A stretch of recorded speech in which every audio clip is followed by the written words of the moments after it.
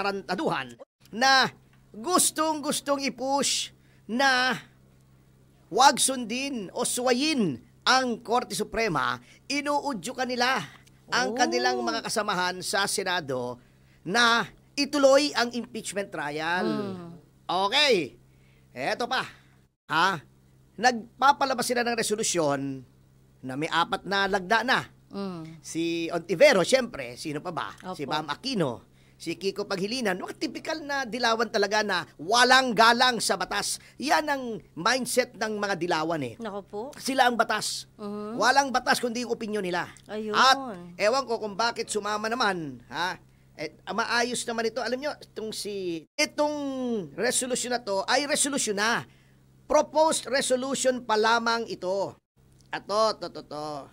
Tama, si Tito Soto nga ang kasama na sila ay nag-prepare ng resolution. Ito ang gusto nilang mangyari.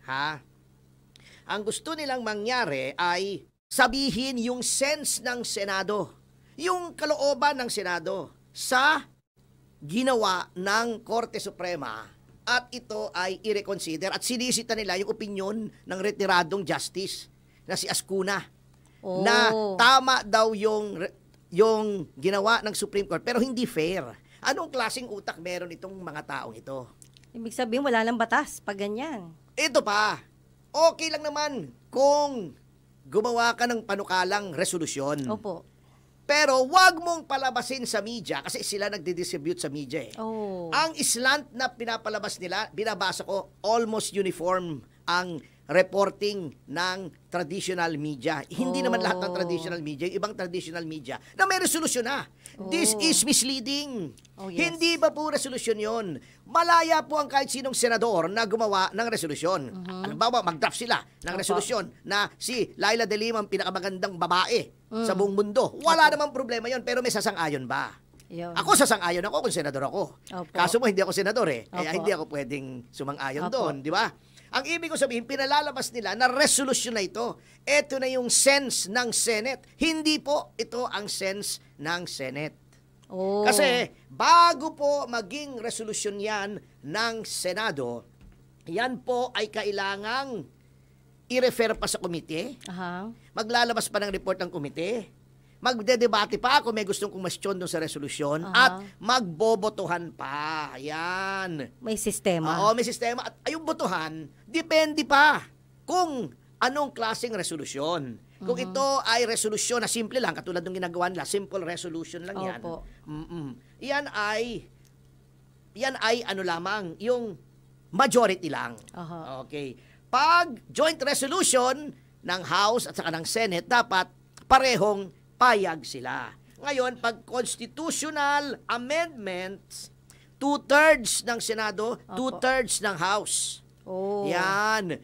Hindi po basta nagpanukala kayo resolusyon. Na kaso nyo, nakalagay na merong resolusyon. Ang dami! Minimislead nila ang media. Palagay ko sila nag-press release nito. May resolusyon na daw. Wala pong resolusyon. Pinagluluko tayo. Ito pa ang nakakatawa sa sinasabi ni Ontiveros. Sabi niya, ibablock daw niya ang lahat ng premature moves to dismiss the trial of Vice President Duterte. Ibablock niya. Siya lang mag-isa. Galing. Ang gagawin niya siguro, haharangin niya yung pintuan.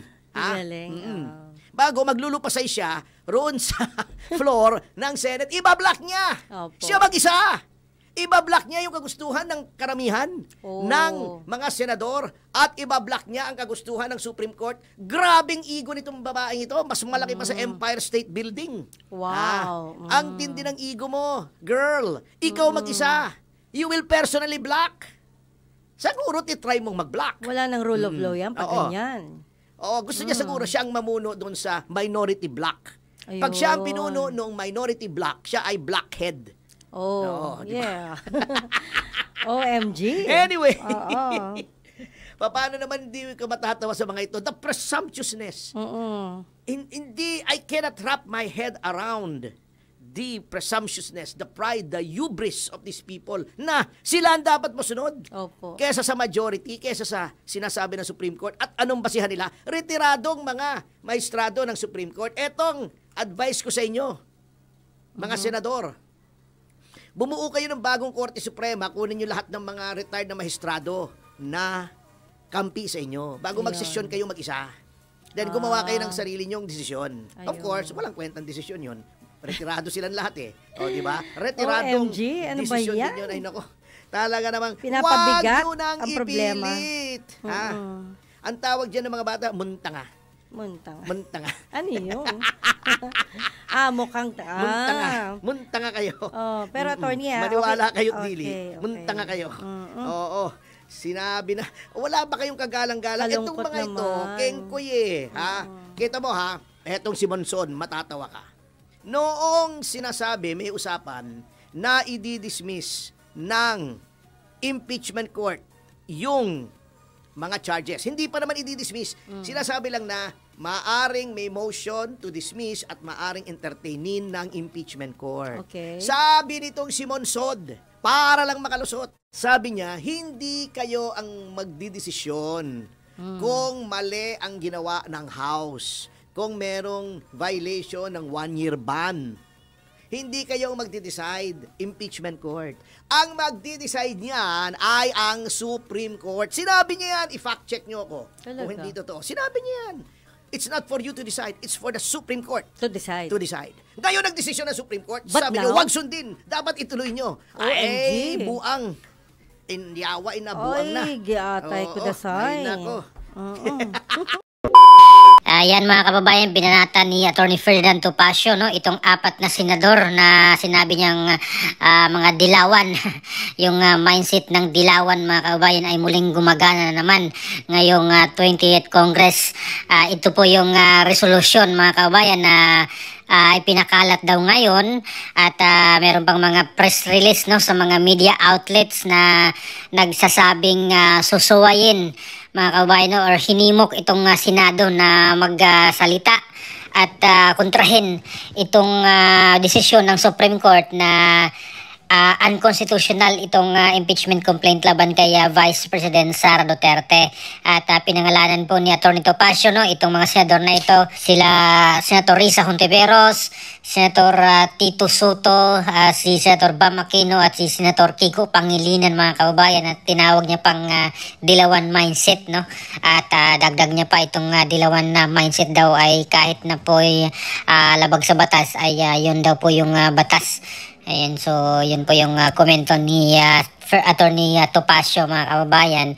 At talagang hindi po nila matanggap mga kababayan, sa aking opinion lang, hindi nila matanggap yung desisyon ng Supreme Court na ibabasura or pinawalang silbi itong impeachment complaint laban kay VP Sara dahil sila mismo nakita nila na hindi po tama, mali yung proseso, hindi nasunod at magagaling naman yung ating mga justices dyan sa Supreme Court mga kababayan, hindi naman mga ordinaryong tao yan, magaling yan, marunong mag-interpret sa batas kasi sila nga yung nandyan sa Supreme Court. Ito nga yung Supreme Court yung pinakamataas na korte sa buong Pilipinas at sila rin po mga kababayan, ang Supreme Court is the last resort. Sila yung pinakahuling takbuhan ng mga individual na may mga kasong kinaharap mga kababayan. At nagsalita na po sila.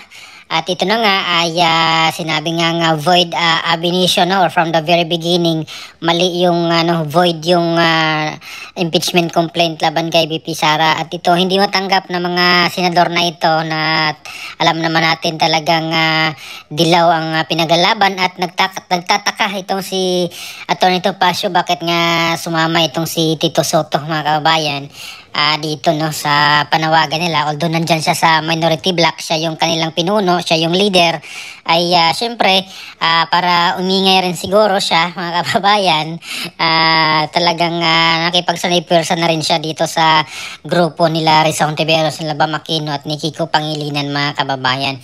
At maging yung ibang mga tao, ibang mga abogado, mga dating o retired na mga justices dyan ay meron ding puna dito sa desisyon ng Supreme Court na sinasabi nilang overreach, kalabisan yung ginawa ng Supreme Court ng himasok, bla bla bla bla bla bla, ay wala pong silbi yung kanilang mga ngaw-ngaw mga kababayan dahil unang-una wala naman sila sa poder para magsalita, mga ano lang sila, pangpagulo lang yung mga yan. Paniwalaan natin dito yung mismong nasa Supreme Court natin. At may mga kababayan, no, majority sa kanila or unanimous yung desisyon ng Supreme Court na yun, yung mga justices natin dyan sa Supreme Court. Unanimous yung kanilang decision na talagang may nilabag na batas yung House of Representatives doon sa proseso ng pag-file nila ng impeachment laban kay BP Sara. At ito ngayon, pinaingay pa mas lalo, no, para talagang gusto nilang ipalabas na talagang may kasalanan si BP Sara na kailangang litisin, mga kababayan. Yun naman yung objective nila, no, na umpisahan agad yung impeachment trial nga Samantalang nung panahon na dinismiss or gustong ipadismiss ni Senator Bato itong impeachment complaint na ito, ay marami silang sinasabi na hindi kayo dapat ang magsabi niyan, ang Supreme Court ang magsabi. At ngayon na nga, nang salita na ang Supreme Court, ay talagang binanata nila ang Supreme Court, mga kababayan. Kaya di mo alam kung saan na lang lulugar, no? Or saan ka na lang lulugar dito sa mga taong ito. Na may mga, alam naman natin na may mga personal agenda, no? May mga personal na mga motibo ito sila, mga kababayan, ang gusto nilang matanggal si BP Sara. Gusto lang ma-impeach si BP Sara para hindi na po siya makatakbo sa 2028. At alam na po nating lahat yan, sila dating retired Senior Associate Justice Carpio na from the very beginning dilaw din yung kanyang dugo, no? Alam naman natin yan, sila Laila de Lima, si Lorna Capunan, si Christian Monsud na binatukan din ni Atty. Topacio na panay ngak-ngak din. Sino pa ba? Maging itong mga religious sector, mga kababayan, no? Itong mga ilang katolikong pare, ayan si Flaviano Villanueva, sila Robert Reyes na may ingay rin yan. Madalas talaga sa kalsada rin yan sila nagrarally. Isama mo pa dyan ang grupo ng makakaliwa na sobrang ingay din, sakit na sa ulo, paulit-ulit na lang na talagang kawatan daw si BP Sara, kailangang ma-impeach, bla bla bla bla bla bla. Ay, grabe yung kanilang mga pag-iingay na ginawa, mga kababayan, paulit-ulit na lang, nakakasawa na. At wala naman silang magawa kundi mag-ingay lang. Nagsalita na ang Supreme Court, mga kababayan, at unanimous yung decision, kaya dapat respetuhin na lang, mga kababayan, sana ng mga taong ito, no? Hindi talaga nila matanggap itong decision ng Supreme Court na binasura itong impeachment complaint laban kay BP Sara. So nag-iingay sila, hindi nila matanggap nga, at hindi na po siguro nila mahintay yung February 6, 2026, no, na kung saan pwede lang silang mag-file ng panibagong impeachment complaint para hindi nila labagin or malabag yung 1-year ban, no, ng impeachment complaint laban sa isang opisyal na impeachable, mga kababayan. Samantalang si Senator Jingo Estrada naman ay tila kinontra, no, itong resolution na pinagagawa ng 4 na itong senador na ito, na sinasabi niya, mga kababayan, na merong 19 or 20 ka mga senador na pabor dito sa pagbasura na ng tuluyan dito sa Senado itong impeachment complaint laban kay BP Sara, no? Sa tingin ni Senator Jingo Estrada, nasa 19 hanggang 20 ka mga senador ang nagpahiwatig, no, based to sa mga body language, sa mga early pronouncement, na gustong-gusto nilang sundin, no, itong kautusan ng Supreme Court na natanggalin na or basura itong impeachment complaint laban kay BP Sara. At kung magmamatigas daw itong Senado, mga kabayan, no, na suwayin itong desisyon ng Supreme Court, ay baka magkaroon ng constitutional crisis dito, mga kababayan. Paano lang magkagulo-gulo na, mga kababayan, itong judiciary system natin, mga kababayan, no? Kung hindi susunod ang mga senador, paano pa yung ibang mga ordinaryong tao, no? Yung may mga kaso na ito yung desisyon at hindi nila irespeto, hindi igalang, at magiging basihan nila itong Senado natin, itong mga senador, na yung desisyon nga ng Supreme Court hindi nila sinunod, paano pa tayong mga ordinaryong tao na may mga kaso na kinaharap at mayroon ng desisyon ay hindi susundin yung mga kautusan na iyon ng korte. Yun po yung dapat maiwasan, mga kababayan.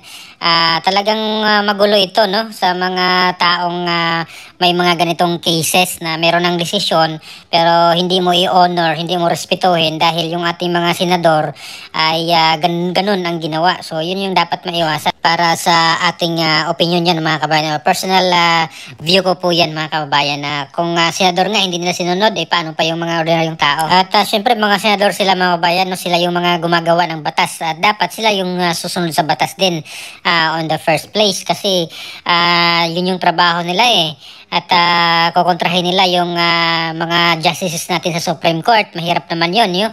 Sila yung may mas may alam, no, doon sa pag-interpret ng batas, yung ating mga justices dyan sa Supreme Court. At hindi lang naman isa yung nagsabi, no, na justice dyan sa Supreme Court, kundi unanimous, mga kababayan, yung ating mga justices dyan hanggang doon sa Chief Justice, mga kababayan. So malinaw naman yung kanilang sinabi at executory na, mga kababayan, no? So ibig sabihin gumagana na agad, ipapatupad na agad yung kanilang desisyon na iyon. Although may mga motion for reconsideration, pero para sa akin ay suntok sa buwan na yan, mga kababayan, no, na babalik rin ulit ng ating mga justices dyan sa Supreme Court yung kanilang desisyon kasi unanimous nga yung desisyon nila. Buti sana kung 50-50, no, or merong isa lang na lamang doon na pwede pang babaliktad, talagang babaliktad yung desisyon na iyon. Pero ito, unanimous, malabo, mga kababayan, no? Malabo, basta sabaw ng adobong pusit itong mangyaring baliktarin ng ating mga justices dyan sa Supreme Court, itong nauna nilang desisyon na ibasura itong impeachment complaint laban sa kay VP Sara Duterte. So ano pong opinion nyo dito, mga kababayan, no, sa apat na senador na ito na nag-file ng resolution at meron ng press release na lumalabas nga, mga kababayan, dito sa mga media outlet na tila bagay pinupush ng mga ito na magsalita itong buong Senado, no, about dito sa pagsuway, no, ng kautusan ng Supreme Court. Pero in fairness, mga kababayan, dito sa kasama nilang nasa minority block, mga kababayan, no, si Senator Zubiri at Senator Ping Lacson ay hindi po sila pabor dito sa kanilang resolution, mga kababayan, na suwayin ang Supreme Court dito sa kanilang desisyon, no. Si Senator Zubiri at Senator Ping Lacson ay nirespeto itong desisyon ng Supreme Court, mga kababayan. So itong apat lang talaga na ito, no, si Senator Risa Ontiveros, Senator Bam Aquino, Senator Kiko Pangilinan at Senator Tito Soto, itong nasa likod daw na itong resolution na ito, mga kababayan. So ano pong opinion dito, mga kababayan? Please comment down below. Maraming salamat. God bless po sa ating lahat.